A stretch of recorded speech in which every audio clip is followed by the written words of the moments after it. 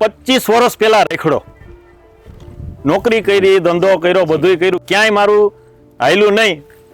પછી ખેતી કરવા આવ્યો, 5-6 વર્ષ ખેતી કરીને પછી ગાયું લીધી અને આજ બધું મારી પાસે છે ગાય ને હિસાબે. આપણે આ બાબો છે ને પ્રીમેચ્યોર બેબી છે, એટલે પછી આને ગાયનું દૂધ પાવાનું કીધું હતું આપણને.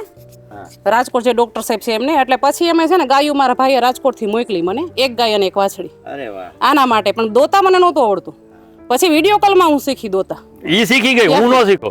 અને હું અત્યારે છે ને 8 થી 9 ગાય એકી સાથે દોઈ શકું. પેલા તો અમે બે ભાઈ બહેન જ છીએ અને મને પપ્પાએ ઘણા લાડેથી મોટી કરી છે અને પોલીસ લાઈનમાં જ હું મોટી થઈ. પપ્પા એસઆરપી માં છે, ત્યાં તો આપણે ગાય જોઈ પણ નહોતી. પણ અહીંયા આવીને પછી એમ થયું કે ના, બાબા માટે થઈને, મારા દીકરા માટે થઈને ગાય લેવી પડશે, કેમ કે એને દર મહિને હોસ્પિટલ આવતું. આપણી ઘરની ગાય હોય, ઘરની ખેતી છે, તો આપણે ઘરે ગાયું રાખીએ તો આપણા બાળકો તો ચોખ્ખું દૂધ પીવે ને. માણસ દારૂથી આખો જાય માની લેવાય, માંસથી આખો જાય માની લેવાય, ખરાબ વ્યવહાર ખરાબ કાર્યોથી આખો જાય માની લેવાય, પણ મને એવું લાગે છે કે ગાયથી આખું જવું એટલે તમારા પરિવારનો વિનાશ છે. વિનાશ. અમારી એક કાવેરી ગાય હતી અને હું બહુ સાજો માંદો રહેતો હતો ને, અને આમાં દર મહિનાની દવા થતી હતી.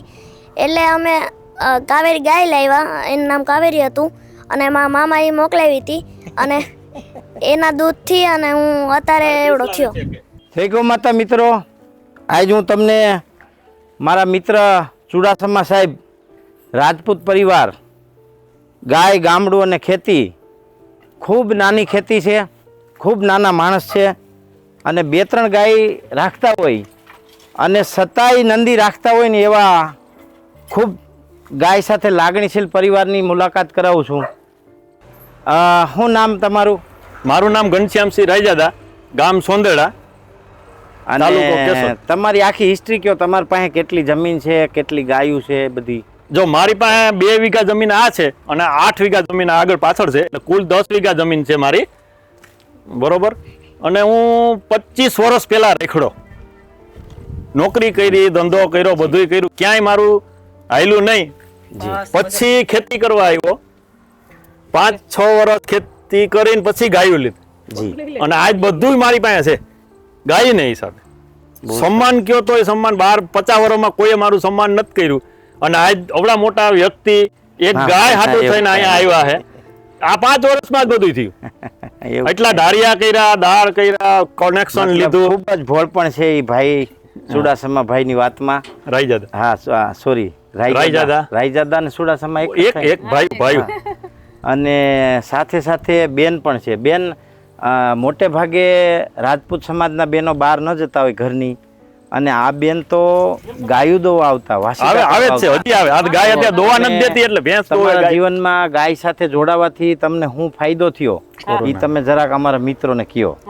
અને તમે આના માટે ગાય, છે કે આપણે આ બાબો છે ને પ્રીમેચ્યોર બેબી છે, એટલે પછી આને ગાયનું દૂધ પાવાનું કીધું હતું આપણને. રાજકોટ જે ડોક્ટર સાહેબ છે એમને, એટલે પછી અમે છે ને ગાયું મારા ભાઈએ રાજકોટ થી મોકલી મને, એક ગાય અને એક વાછડી. આના માટે પણ દોતા મને નહોતું આવડતું. પછી વિડીયો કોલમાં હું શીખી દોતા.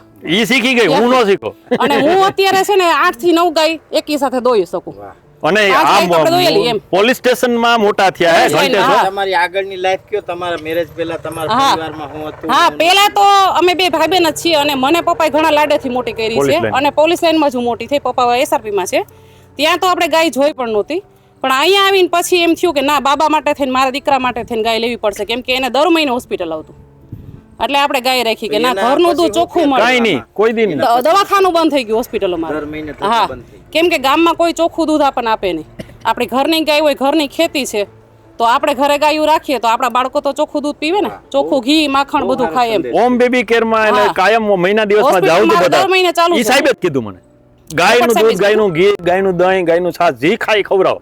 જો તમારે છોકરાને દવાખાનું બંધ કરવું હોય ને તો બંધ થઈ. બધું કરતી કામ આવીને એમ. રાજકોટ હું કેશોદ નું દવાખાનું બંધ થઈ ગયું. બધું બંધ. કોરોનામાં અમે 3 માંથી એકને કાંઈ કોરોનાને ક્યારેય રિપોર્ટ નતો કરાવવો પડ્યો. અને ગાયું તો રાખવી જ જોઈએ બધાએ, ભલે એવું કામ નથી. અને હું અમારા ગામમાંથી અહીંયા આવતી ને એમની સાથે બાઈક, તોય અમારા ક્ષત્રિયો છે, બીજા છે, એ લોકો એમ કહેતા કે નહીં કે આપણે કઈ બીજા વર્ણના થોડા છીએ તો આપણે ગાયું દોવા જઈએ. પણ હું અહીંયા આવતી દોવા અને હું અહીંયા વાસી દોઈ કરતી. એનો ફાયદો થયો. હા, એનો ફાયદો થયો કે આ માંદો પડતો નથી અને આપણી સામે અત્યારે ઊભો છે એમ. મિત્રો, આવા બેન આ નારી શક્તિનું સ્વરૂપ કહેવાય. અને આવા લોકો આવા બહેનો જ્યારે પરિવારમાં ગાય સાથે જોડાય ત્યારે પરિવારની સંપૂર્ણ તંદુરસ્તીની સુરક્ષા એ બહેનોની જવાબદારી હોય. એવું નથી કે બહેનો ખાલી ઘરકામ જ કરે, એવું નથી કે બહેનો ખાલી આર્મીમાં જ જાય, એવું નથી કે બહેનો ખાલી સુરક્ષાના મોરચે યુદ્ધમાં જ જાય, એવું નથી કે બહેનો ખાલી સતી પ્રથામાં સતી જ થાય. બહેનો એવું પણ કરી શકે કે ઘરની તંદુરસ્તીની બધી જવાબદારી ઉઠાવી લે. જેમ કે આ બેને એમના જીવનમાં એમના પપ્પાને ત્યાં તમે વિચાર કરી લ્યો, એસઆરપીમાં પપ્પાના લાડકોટથી મોટા થયા, સાસરે આવ્યા પછી સીધી ગાય લેવી અનિવાર્ય બની ગયું અને ગાય સાથે એમણે જીવન વિતાવ્યું. અને ગાય સાથે જીવન વિતાવવાથી એના પરિવારની આરોગ્યની બધી ચિંતાઓ દૂર થઈ હા અને જાતે વાસીદા કર્યા. એટલે લાખ લાખ વંદન કહેવાય આ નારી શક્તિને, આ બેનને. અને આ બેનમાંથી હજારો બહેનોએ પ્રેરણા લેવી જોઈએ કે આપણે કેમ ન કરી શકીએ. આપણે હું કામ ગાયથી આગા જાય છીએ.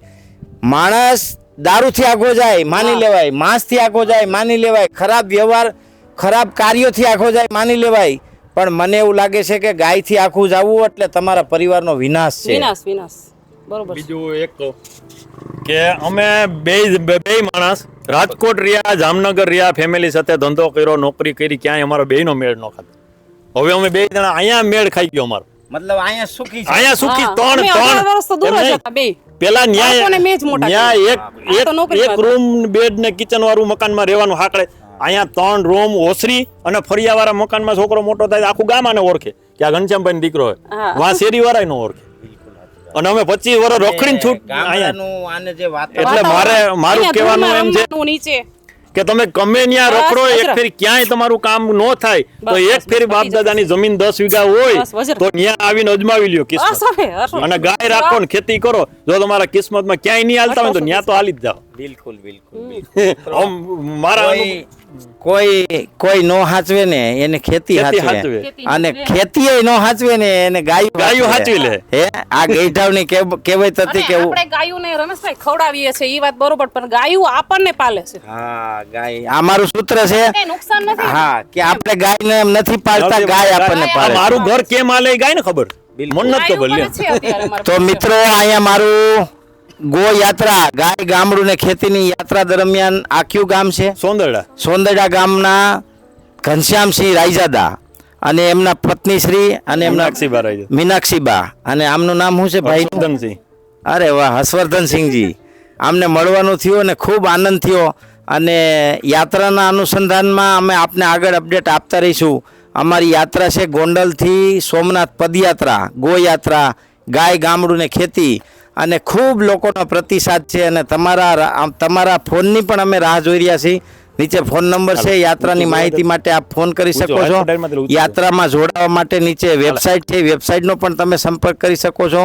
જય ગો માતા, વંદે ગો માતરમ.